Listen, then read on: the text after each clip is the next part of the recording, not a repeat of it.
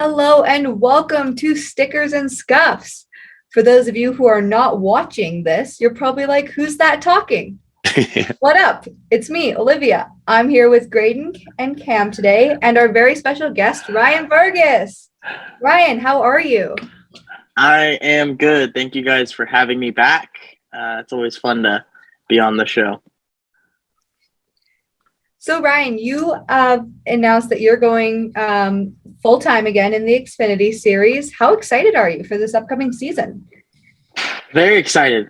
Feels good to kind of get back after it. Have the opportunity come up. It's always hard to be at this level. I know what it's like to have to fight just to do one race. So to have the opportunity to run a full-time campaign and be able to really have opportunity to go out there and continuously get track time, continue learning, continue developing.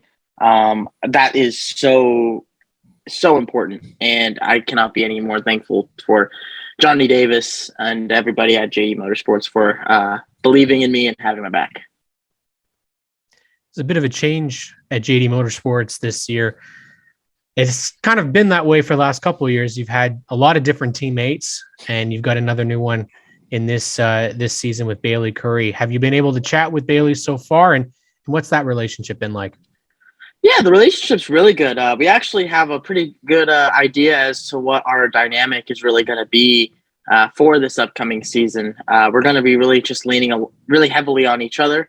I think that's going to be the big thing that we both me, Bailey, and also Johnny really kind of pressured this year is that we need to work together on all aspects.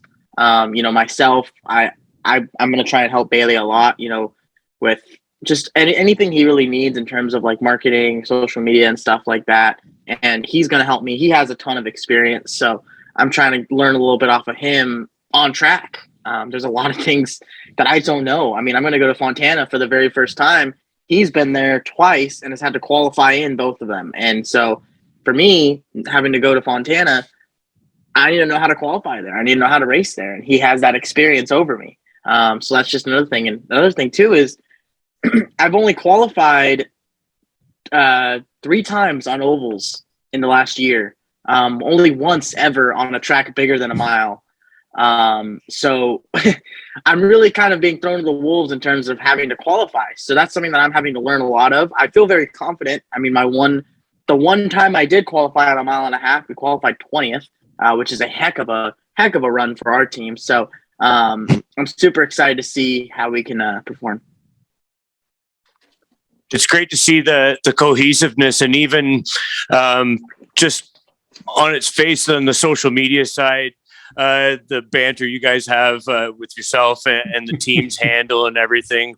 You're an example of what I would call a modern race car driver, Ryan, in that you're in charge of all your own marketing and promotion and that sort of thing.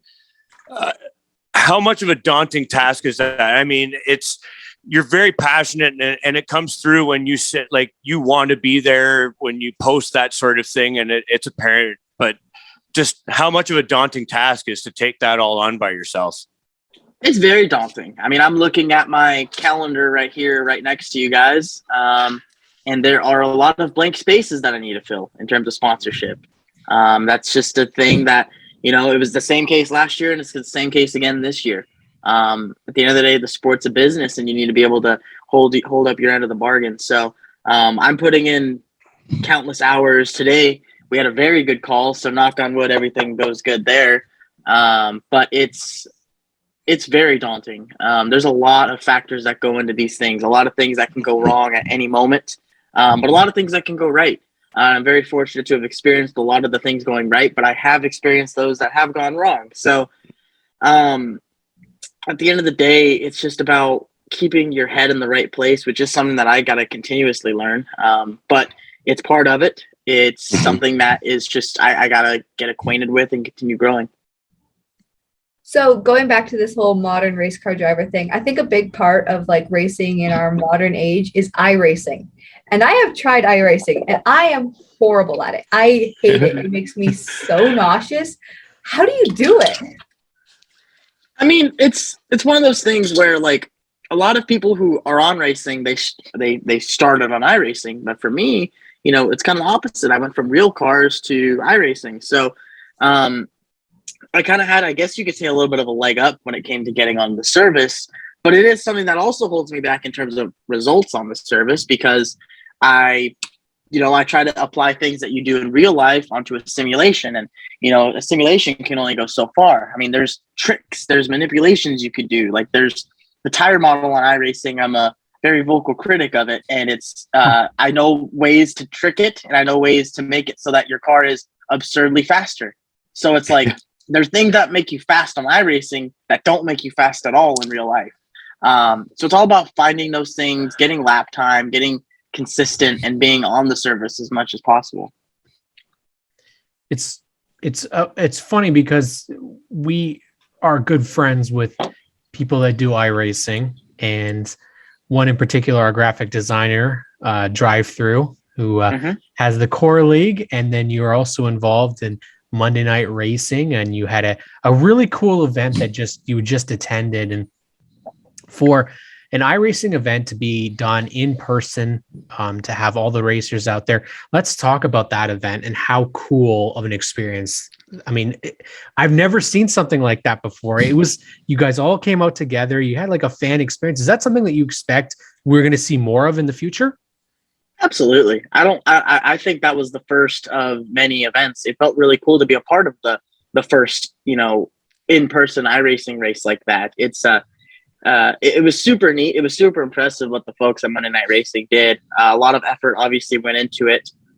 Nothing's ever going to be perfect the first time out, but I think that was it was a heck of an event. Everyone there had a great time, and the racing was fun. I had a glitch on my end that really took me out of contention mid race, but at the end of the day, we made the final four. I was the longest.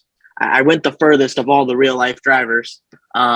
So it definitely worked itself out in the end, and it felt good to be a part of sim racing history, I guess you could say. Super cool. When you bring in a ton of new sponsors, and you've posted the fact that you have a lot of people that stick by you through thick and thin. How do you keep that happening? I mean, it's obvious due to the fact that you're very active in iRacing, but does that part of the package now that you can kind of take your brand a little further in that you can do it through iRacing and also in real life? Yeah, I mean, it's another way to interact. It's another way to engage, and it's another way to activate. I mean, Swan Security, prime example. We won the Nashville race in the super late models in the league, and we ran with Swan Security on the car. And I sent that to the folks at Swan Security, and they were ecstatic because they had thousands of people look at their logo doing victory donuts and stuff like that. So at the end of the day, it's almost like it's an added incentive, almost like a thank you, like to them. And it's like, that's something that they don't buy into. They buy into me and they buy into the race program. So when they get into stuff like that, it makes them feel warm inside. It makes them feel very excited and excited for the year to start. So continuing on with sponsors, we saw TikTok sponsor some iRacing. And then, of course, 2 seasons ago in 2020, they sponsored your Xfinity car. Will we ever see the return of the TikTok car on the actual physical? I hope so. I hope so. I'd love to have them back. Obviously, at the end of the day, TikTok is a massive entity, and they have so many things going on. They really, everyone knows what TikTok is, so it's really about making it make sense for them. At the time when they did the program with me, it made sense at the time, and it was a great opportunity. And it was one of those things where I knew, that it could have long-standing weight, but at the same time, you also got to know that sometimes when you get these big brands to sign on with you, it's kind of like you kind of caught lightning in a bottle, and you got to make the most of it. And that's what we did. We got a top 10 with TikTok on the car for JD Motorsports, for our organization. That's not saying anything bad. It's just our team. We're a smaller family-run team. We don't have all the new stuff like all these guys. really expensive equipment. So when we go out there and finish right behind an RC colleague car, that shows something. It shows that we have the speed. It shows that when we have the funding to go out there and compete, we can. And I think that goes a long way. This season, it's really hard to top the last couple of years in the Xfinity series. The excitement level, the competition level has been absolutely insane. And it seems like even this year, there's talk that we're going to see up to 50 cars potentially at Daytona trying to make the race. And for all we know, this is what it's going to be like all season. So how is you as a driver for JD Motorsports, what changes are you guys going to have to make? Obviously practice is coming back and that's going to help, but making the field, being competitive in the field are two different things, right? Mm-hmm. You guys have a good chance. Obviously, there's cars going away. You guys have the opportunity to make the race on a weekly basis, but that only gets you so far, right? Mm-hmm. You've got to make it all year round. So is it Bailey Curry that's going to be your best help? Is it the reducing of cars? Is it you yourself, fitness level? Like, what is it? Obviously, we see you on social media always touting that fitness level. So good on you for that. What is that? What's going to be the real help this season for you guys? I think it's about just getting track time, getting seat time. And you mentioned talking with Bailey, talking with other drivers.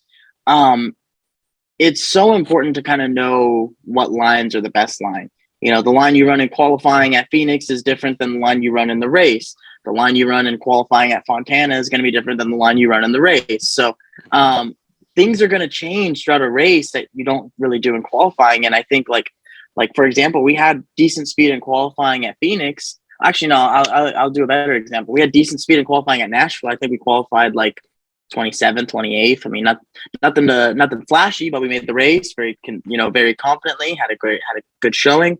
But in the race, we struggled. I mean, we were off. We were way off. Mm-hmm. I mean, we were very fortunate to finish 18th. But that's the difference right there. You and another thing for me, I've never made a mock run ever. And like you hear people say in practice, "Oh, we just went out for a mock run. We went up to the top of the board." Never done it. Everyone else has. Yeah. I haven't. I've never been able to do that because in 2019 I was making my first few starts. So we never really worried about that. And then in 2020, obviously no practice or qualifying. And then in 2021, the races where we could have made mock runs, we didn't do one at Nashville. We tried to do one at Charlotte, but we drugged the nose in the first run, and then it rained for the half of the session.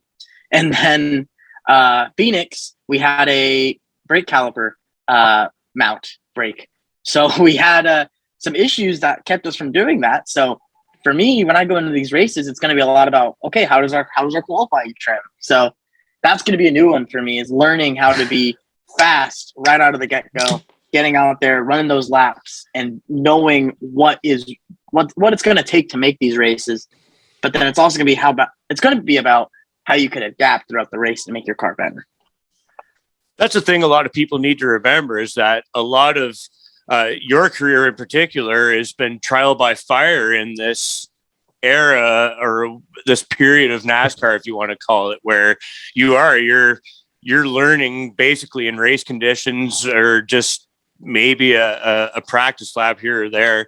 I want to talk about you're being a company man. I mean, when you're not in the driver's seat, you're still wearing a JD Motorsports shirt. You're in the pits changing tires. I liken that to someone that my youngest son loves, Greg Biffle. And I feel like Greg Biffle was a Roush man almost to a fault. And I'm not going to compare you that way, but I mean that he stuck through all the times with Jack Roush and everything. And there's something to be said about hard work ethic, and just being that's part of what you were saying about the cohesiveness as a team, right, Ryan? Yeah, I mean, it's so important to be, all together. You all have to be in and put 110% effort regardless. I mean, whether you're running in the back or you're running in the front, if you're not putting the effort in, you're not going to improve.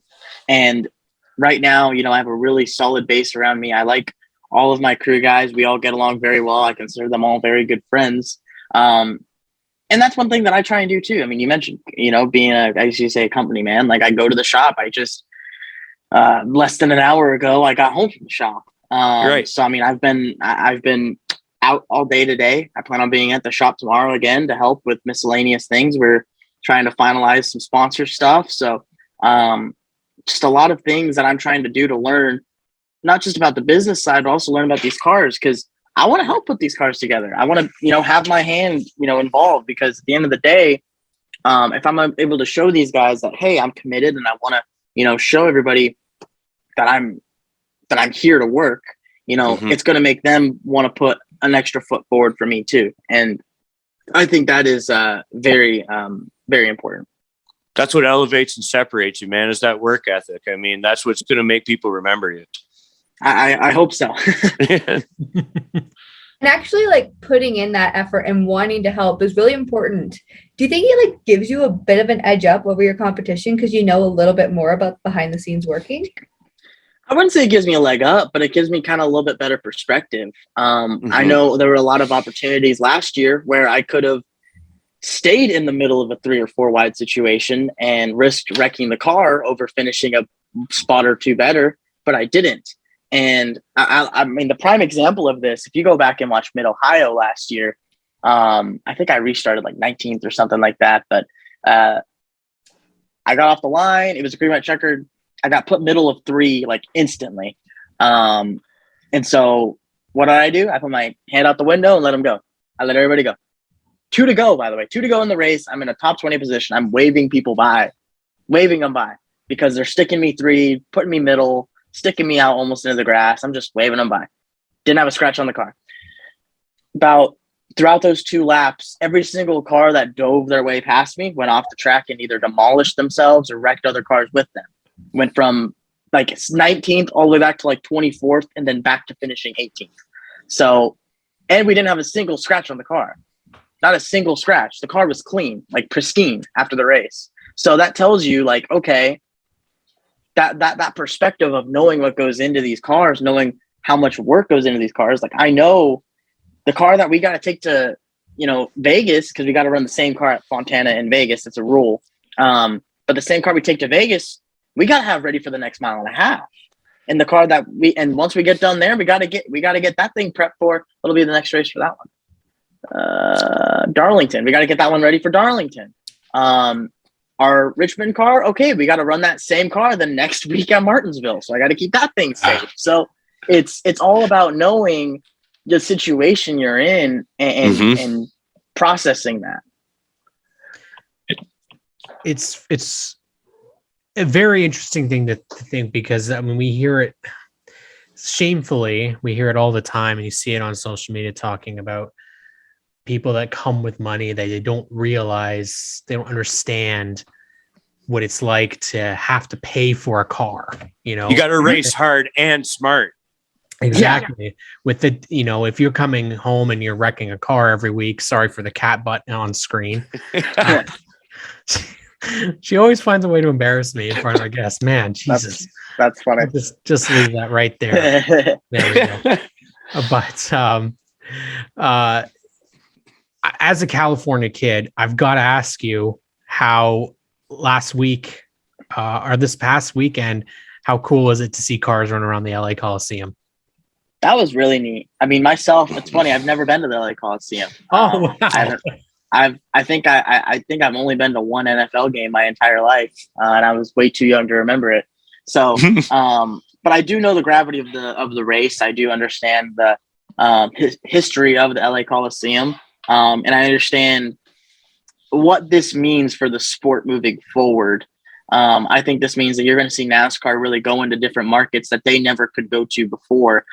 And that was limited because of the fact that there wasn't a track there. Now they can go to a state, they can go to a football stadium, put a track on the infield and let it rip. You know what I mean?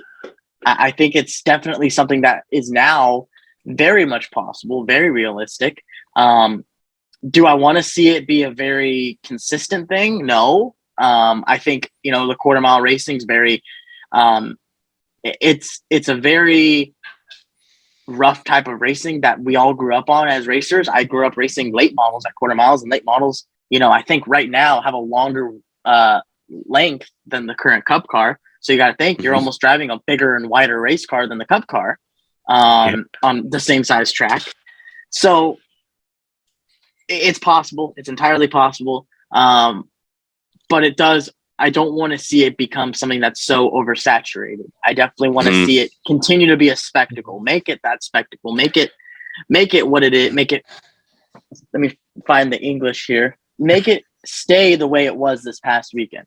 Yeah. Let it be the exhibition race where there's a lot of chaos. There's a lot of celebrity guests. Make it NASCAR's polished, like almost, you could almost turn that into a crown jewel type event. Yep. If you really think about it, the annual stadium race, who's going to win that? Everyone says, oh, Daytona 500, Southern 500, Brickyard. Now it's okay. Who's going to win the stadium race? Yeah. Like something like that. Well, it's funny. We were talking about this, and I would love to see you and Josh Williams and Josh Berry. Come on, I want to see you guys ripping around the LA Coliseum. Hopefully, we get to see the Xfinity Series and some sort of an event like that. If maybe it's Irwindale. You've kind of got a leg up on the competition there. But definitely a great experience overall. As we head. Before we head to Graydon, what's the track that you're looking forward to the most returning to this year?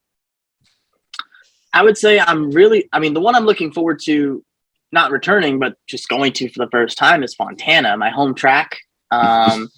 2 Mile Oval. I love the big tracks. I love 1.5 miles. I love the 2 Mile Ovals. Michigan last year, that track jumped up near the top of my list in terms of favorite racetracks after last year's race. We brought, a decent car to that race. We didn't bring, we didn't bring really like our best because we didn't really have a sponsor until the last minute. But when we brought there, we had a great track. Like our setup was so good.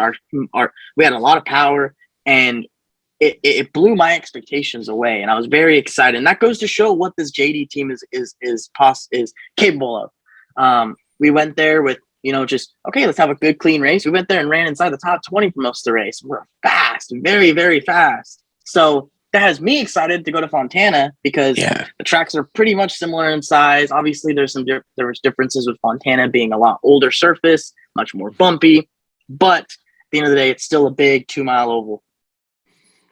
Nice and wide, and it's kind of cool that it might actually be here to stay, because honestly it is kind of a little more unique than, with all due respect to Michigan, you're kind of going uphill to the back stretch and then downhill to the front stretch. That's pretty neat.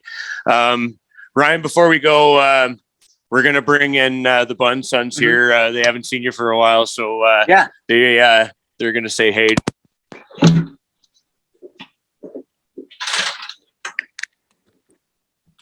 Hello. Hello. Holy cow, you've gotten older.